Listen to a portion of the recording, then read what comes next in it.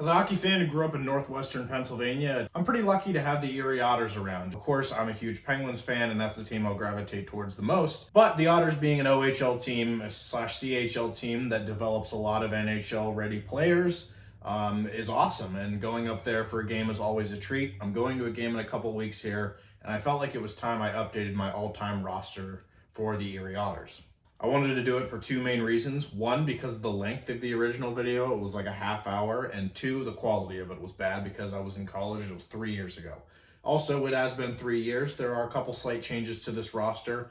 And I'm not going to do it 4 lines, 3 defensemen, how I did it or 3 defensive pairs, how I did it last time. I'm just going to stick with 12 forwards, 6 defensemen. Whoever the coach of this team can mix and mangle that together however he wishes. We're going to go off what these players did in the NHL, though, and I know that's not necessarily the Erie Otters all-time roster.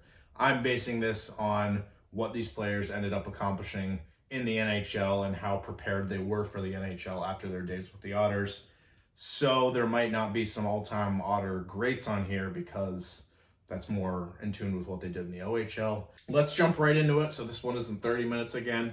And we're going to start with the big three. Those three, of course, being Connor McDavid, Alex DeBrincat, and Dylan Strome. All 3 players currently active in the NHL. All 3 players had fantastic careers in the OHL. DeBrincat and Strome won at the 2017 OHL Cup with the Erie Otters. McDavid didn't. McDavid has not won a single cup in his entire life. Of course, he is the biggest player on this list, the biggest player maybe in OHL history in the coming years, and the biggest player in Otters history. You guys should all know who Connor McDavid is. I shouldn't have to explain it. DeBrincat and Strome, since the last time I made this video, are both on new teams. Strome is currently with the Washington Capitals, and Alex DeBrincat is now back home where he grew up in Detroit. No changes, no quarrels here. All 3 great players who I won't even read off the stats. McDavid's won so many awards. DeBrincat and Strome haven't won any individual awards yet, but they've had great careers. None of them have won the Stanley Cup yet, though, but still young, still got a lot of years left in their careers. One other player that was on those same mid-2010s teams as McDavid, Strome, and DeBrincat was Andre Burakovsky. Burakovsky didn't play a long time in Erie, but he's gone on to have one heck of a career in the NHL with 2 Stanley Cups already with 2 different teams. He won with the Colorado Avalanche in 2022 and then the Washington Capitals in 2018. He's currently on this expansion Seattle Kraken. Same thing applies to him with the other players I've mentioned so far. I'm not going to really dive into his career because it's still going. He's been a really good player for the Kraken in their first 3-4 years of existence now. And I know we have McDavid on this list and everything, but the most successful player and tenured player in the NHL so far for the Erie Otters has been Ryan O'Reilly. Ryan O'Reilly, over 1,000 games played. He was drafted in the 2nd round of 2009. He's played for a multitude of teams, including, let's see if I can name them all, the Colorado Avalanche, the St. Louis Blues, the Buffalo Sabres. He's currently with the Nashville Predators, and then he played with the Toronto Maple Leafs. So yes, that's all of them. 15-year career that's still going right now. He is 33, but he has been one of the best two-way centers over the past decade in the NHL, and not only does he have a Stanley Cup in 2019 with the St. Louis Blues, he has the Stanley Cup playoff MVP, aka the Conn Smythe Trophy, which he won in 2019, and in this hockey card here, he has the 2014 Lady Byng, and then also in 2019, which was probably going to be the greatest year of his career, he also won the Selke as the league's best two-way defensive forward. So Ryan O'Reilly, as of right now, he's got McDavid beat in kind of the... he's definitely not as skilled of a player as McDavid, but in terms of longevity, in terms of winning a Stanley Cup, those are things that McDavid has not done yet, may do. Probably the best NHL career on this board. Now moving on to the first 2 players on this list that are currently retired. We have Brad Boyes and Tim Connolly. I remember both of these players growing up, but they weren't necessarily in the heyday of when I was watching hockey, being, kind of like 2010 from onwards, really intricate watching every game. They were both kind of past their primes then and ended up retiring shortly after. Brad Boyes, over 800 games played. Tim Connolly over 600 though, so nothing to scoff at there. They never won any individual awards or any Stanley Cups, but both good, solid scoring forwards in the NHL. I remember Connolly being a good, like a third-line center, and Brad Boyes being a top 6 winger, possibly, on some decent teams. Anthony Cirelli did not play long in Erie, but he made a heck of an impact when he did. He came over at the trade deadline, actually, in the 2017 season, and he won an OHL Cup with the Erie Otters. And the dude has not stopped winning at the NHL level. He has 2 Stanley Cups to his name, and he's only 26 years old. Both of his Stanley Cups, of course, came with the Tampa Bay Lightning. He played a very key role in both of those in 2020 and 2021. Also, in 2018-19, he was an NHL All-Rookie Team Award member, and he's had a heck of a career so far. I wouldn't say he's like all-star McDavid material, even DeBrincat material, but he's a sneaky good player in the NHL right now, and the Lightning are happy to have him because he has helped their depth tremendously and helped them remain a contender. 2 players I do not have cards of are Connor Brown and Warren Foegele, both currently active players in the NHL. Both players haven't had absolutely superb NHL careers, but they've had NHL careers, and that's more than a lot of us can say. Both of these players are similar in the fact that they're playing with McDavid right now. Not only did they play with him in juniors a little bit, or have that connection at least, they're playing with him in Edmonton right now, trying to get Edmonton a cup and help them with their depth scoring. Foegele has been a good, solid depth scorer for them. Brown has bounced around the league. I believe he had some injury troubles when he was with Ottawa, and started his career in Toronto. But 2 solid players and 2 solid additions to this list. When you think of Stanley Cup champions on this list, you immediately think of, Anthony Cirelli, guys that we'll get to on defense who also played for the Lightning. Ryan O'Reilly, of course, winning the Conn Smythe. But Jordan Nolan has 3 Stanley Cups in his career, and he's retired.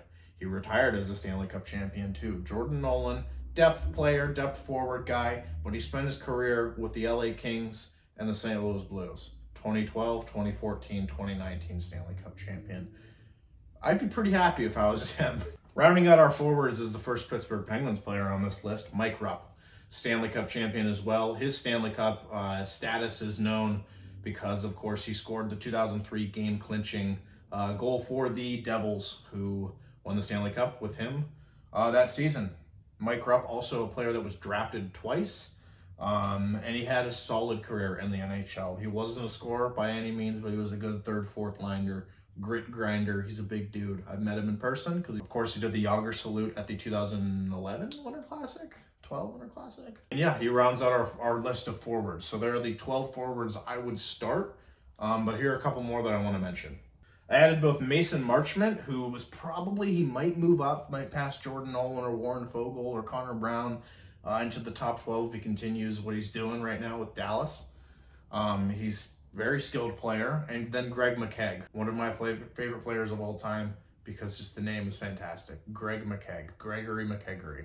Let's move over to defense, and I'll be completely honest right now. The Otters do not have, we'll just say it only goes downhill from the forwards. The Otters have McDavid, even, DeBrincat, Ryan O'Reilly. On defense, good players.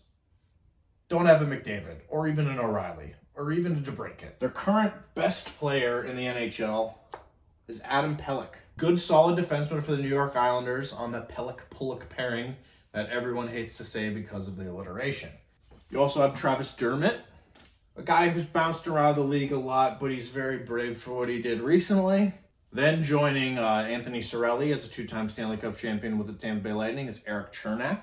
All 3 of these players I'm not going to say much about because their careers are not over, and we can't really, do a retrospective on them because who knows? One of them could win a Stanley Cup this year. One of them could win the Norris this year. Not really, but all solid defensemen, nothing, egregiously bad, but again, we don't have a McDavid on defense. One player we do know the fate of their career is Carlo Colaiacovo, one of the greatest names in NHL history.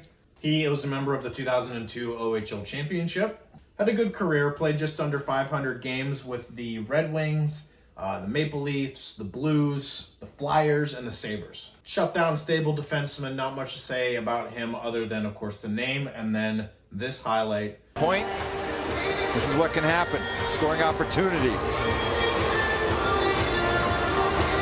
Oh, hello. Which is one of the greatest in NHL history.